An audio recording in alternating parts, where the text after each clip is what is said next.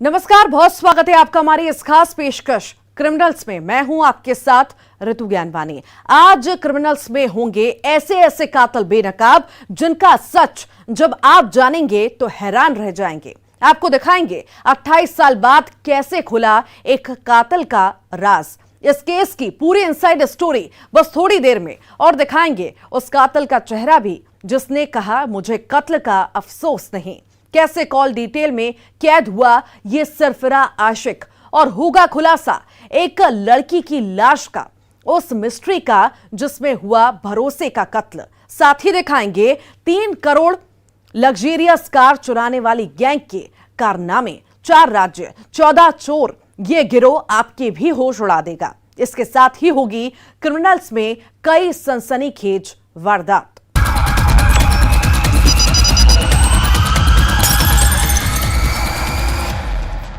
पिछले 36 घंटे से पुलिस वाले एक वारदात का सुराग तलाश रहे थे।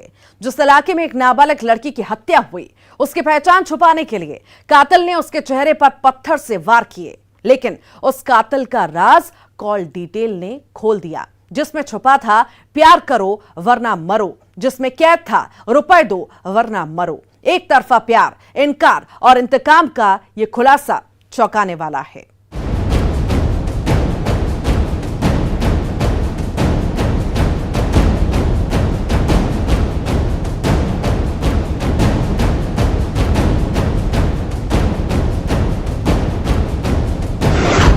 प्यार करो वरना मरो।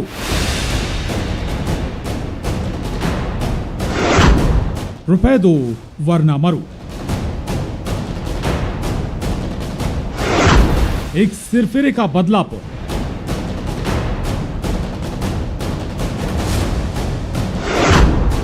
प्यार का प्रपोजल, इनकार, इंतकाम।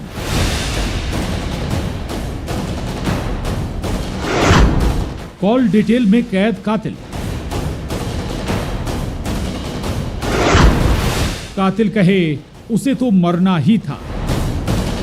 इस प्रेस कॉन्फ्रेंस में सिरफिरे के गुनाह का काला चिट्ठा बताया जा रहा है, लेकिन इस आरोपी पर जरा नजर दौड़ाइए, जिसके चेहरे पर जरा सी भी शिकन नहीं, जिसे इस बात का भी अफसोस नहीं उसने क्या किया। एकदम नॉर्मल इंसान की तरह खड़ा होकर यह भी बताता है उसने उस लड़की को कैसे मारा। पहले ये सुनिए जरा। कैसे मारे हो? किस चीज से मारे हो? लकड़ी से मारा है? लकड़ी से मारा। जिसने हत्या के बाद गुनाह के राज को छिपाने के लिए लड़की के चेहरे पर पत्थर से वार किया था, जिसने हत्या से पहले लड़की को कॉल करके बुलाया था, जो ये तय करके आया था आज लड़की का काम तमाम करके रहेगा। और उसी कॉल डिटेल ने 17 साल की नाबालिग लड़की की मर्डर की मिस्ट्री को सुलझा दिया। महज 36 घंटे, और इन 36 घंटे ने सुनाई एक तरफा प्यार, इनकार, इंतकाम और एक सिरफिरे की बदलापुर की दिल दहला देने वाली कहानी। डिंडोरी की कोतवाली थाना पुलिस ने इस केस को ट्रेस किया है।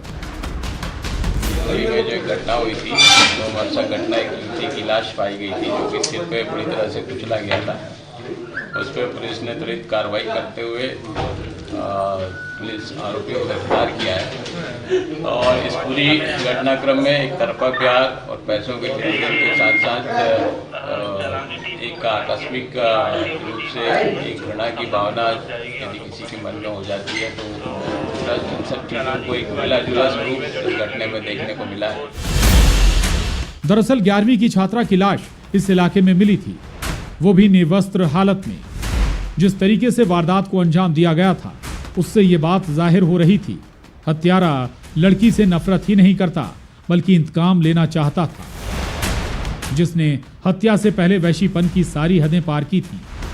सवाल था आखिर हत्यारा कौन है, और फिर सीसीटीवी फुटेज और कॉल डिटेल ने इस राज को फाश कर दिया। दरअसल आखिरी बार लड़की की बात आरोपी प्रदीप परिहार से हुई थी। पुलिस की माने तो रात के करीब 10:30 बजे आरोपी ने लड़की को फोन करके बुलाया था, जो उसे डरा धमका कर ले गया, और फिर लड़की की लाश मिलती है।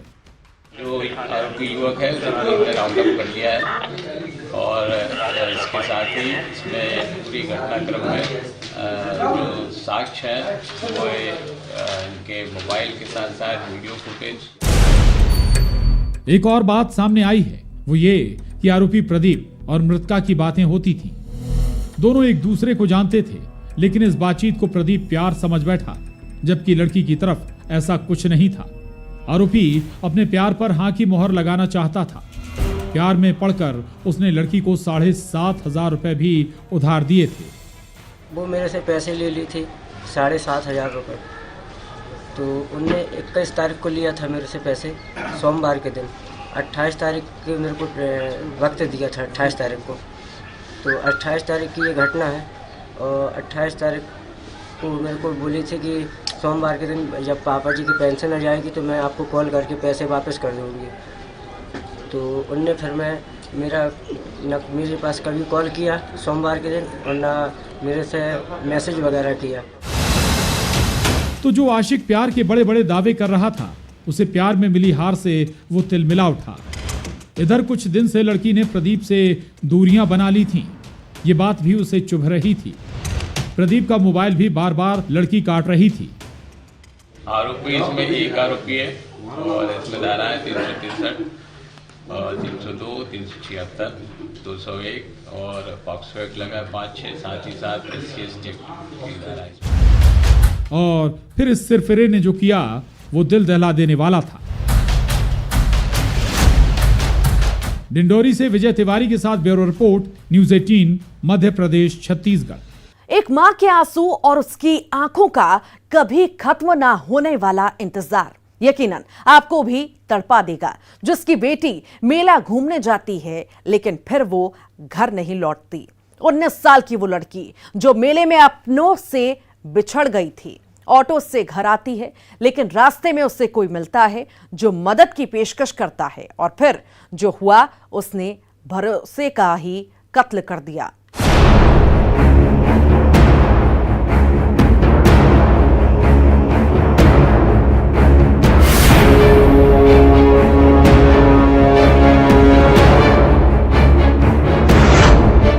खेत की खौफनाक मिस्ट्री।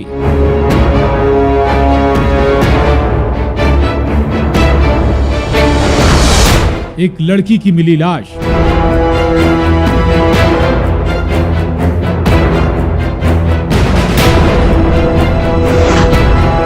ये भरोसे का कत्ल है।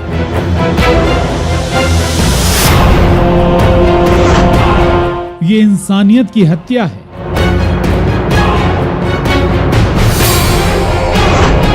सीसीटीवी में कैद हैवान। आखिर किस पर यकीन करें, किस पर भरोसा करें? यकीन और भरोसे का ऐसा सिला जिसे सुनकर ही दिल बैठ जाता है। एक मां का सोचिए जरा, जो अपनी बेटी का घर पर इंतजार कर रही थी, लेकिन रात तक उसकी 19 साल की बेटी का कोई पता नहीं चला। सब जगह तलाशने के बाद वो मां थाने जाकर रिपोर्ट दर्ज करवाती है, फरियाद करती है, बेटी को ढूंढ लाइए साहब। और फिर सुबह एक ऐसी खबर मिलती है जिसने एक मां को बदहवास कर दिया है, जिसकी सारी उम्मीदें इसी खेत पर दम तोड़ देती हैं। बेटी का इंतजार अब इंतजार ही बनकर रह गया। जिस खेत में उसकी लाडली की लाश मिलती है, जिसकी गला घोंटकर हत्या की गई थी,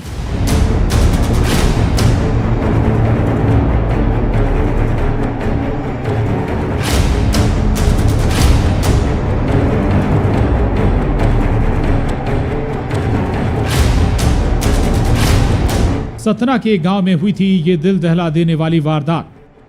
युवती अपने घर से मेला गई थी और संदिग्ध परिस्थितियों में उसकी डेड बॉडी रिकवर हुई थी। तत्काल इसमें डॉक्टर्स की टीम से पोस्टमार्टम कराया गया है और लास्ट में युवती राजा अहरवार नाम के व्यक्ति के साथ देखी गई थी। उसको जब पूछताछ की गई तो उसने घटना करना कबूल किया है। लड़की की हत्या जिस तरीके से की गई वो और हैरान करने वाली है। जिन परिस्थितियों में उसकी लाश मिली वो आखिर किस ओर इशारा कर रही थी? लड़की मेला घूमने गई थी और फिर मेले में अपनी बहन से बिछुड़ गई। ऑटो से घर जा रही थी, फिर रास्ते में आखिर ऐसा क्या हुआ कि जंगल से सटे खेत में उसकी इस हालत में लाश मिली? तो इसका राज खोला एक सीसीटीवी फुटेज ने, जिसमें कैद था वो हैवान।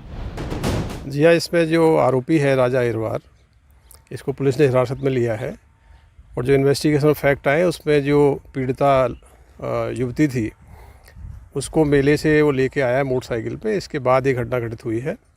आरोपी को पुलिस ने हिरासत में ले लिया गया है और पोस्टमार्टम रिपोर्ट के आने के बाद इसमें उसके विरुद्ध कार्रवाई की जाएगी। दरअसल लड़की ने एक बाइक सवार पर यकीन किया जिसे वो जानती भी थी, भरोसा करती थी।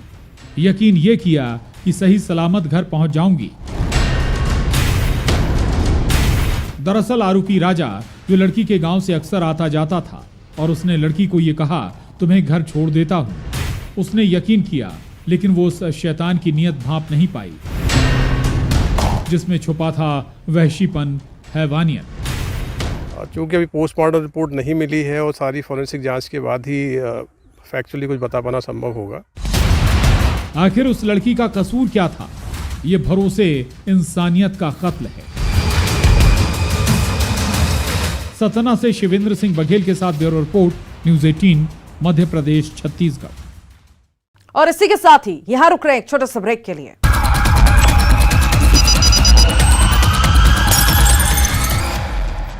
उस केस को ट्रेस करने में पुलिस को ज्यादा वक्त नहीं लगा था जिस वारदात में एक शख्स की हत्या कर दी गई थी। यह कत्ल 28 साल पहले हुआ था।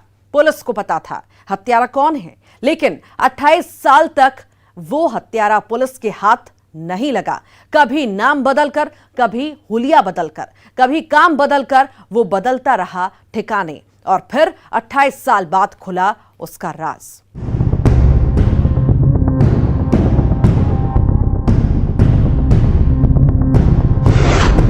उसे जमीन खा गई या आसमान निगल गया।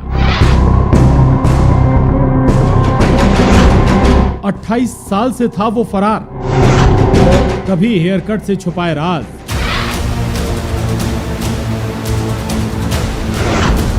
कभी बदले वो अपना नाम।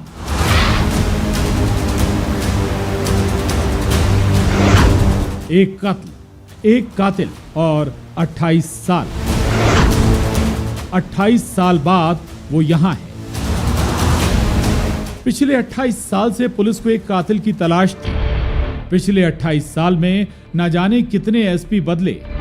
पिछले 28 साल में न जाने कितने टीआई की पोस्टिंग हुई, लेकिन 28 साल तक उसका सुराग नहीं मिला।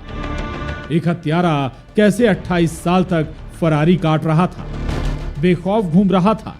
फरारी ही नहीं, अपने ठिकाने भी बदलते जा रहा था। पुलिस की माने तो एक दो नहीं, कई लोकेशन इस हत्यारे ने बदले। नाम बलराम उर्फ बल्ला जोशी। अपनी पहचान छुपाने के लिए कभी हेयर कट से लुक चेंज किया, तो कभी काम, तो कभी नाम। सुनिए जरा 1994 से लेकर 2022 की कहानी। मामला 1994 का है। ग्राम शोरर, वहाँ पे बलराम उर्फ बल्ला जोशी और अपने साथियों के साथ ताश खेल रहे थे और उसी दौरान आपस में कुछ चीटिंग की बात आई और उसमें गुस्से में आकर के अपने ही एक दोस्त को मार दिया। और उसके बाद वो पुलिस के तहकीकात करने के बाद केवल एक आरोपी का नाम उसमें सामने आया था, जो बलराम उर्फ बल्ला जोशी है। और उसके बाद घटना दिनांक से ही वह फरार था।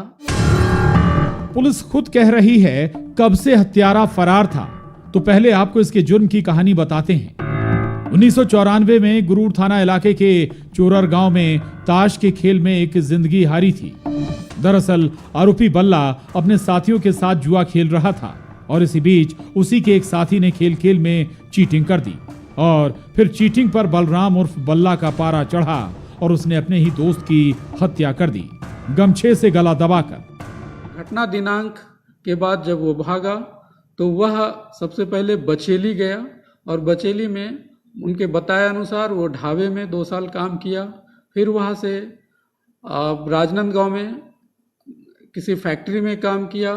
फिर इस तरह से धमतरी, राजनांदगांव, दुर्ग, कई जगह अपना वेश छिपा करके वो रह रहा था और पुलिस उसे लगातार ढूंढने का प्रयास कर रही थी।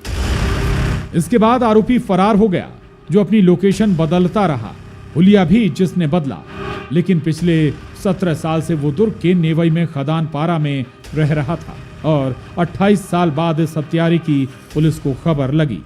पुलिस को सूचना मिली कि नेवई में वो अपना अस्थायी घर बना के रह रहा है, तो पिछले कई दिनों से उनके ऊपर नज़र रखी जा रही थी और पता चला कि वह आया है, तो गुरूर थाना प्रभारी के द्वारा अपनी टीम बना करके उसे गिरफ्तार किया गया और उसे न्यायालय में पेश किया गया।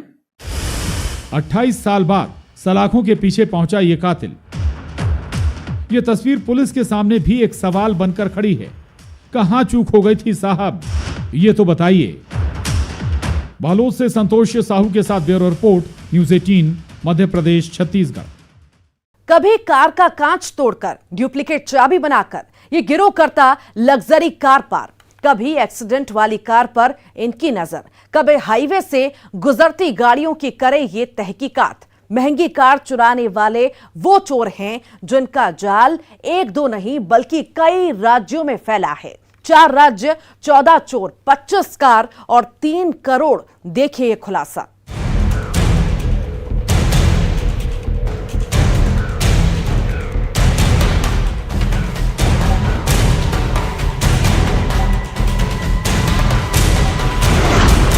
लग्जूरियस कार का कारोबार,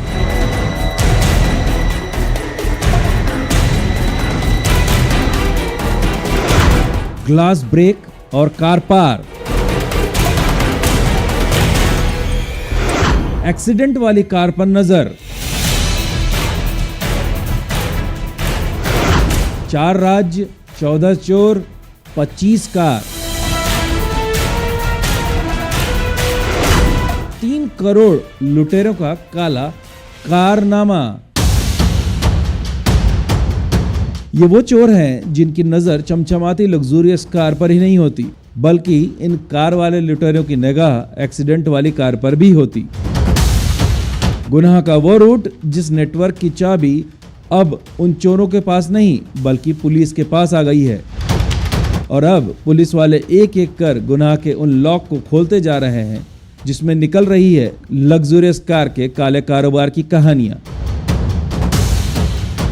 हरदा और नर्मदापुरम की एसआईटी का ज्वाइंट ऑपरेशन और 2 बड़े इंटरस्टेट गिरोह का खुलासा। पुलिस ने कैसे लग्जूरियस कार के कारोबार करने वालों की कुंडली खंगाली।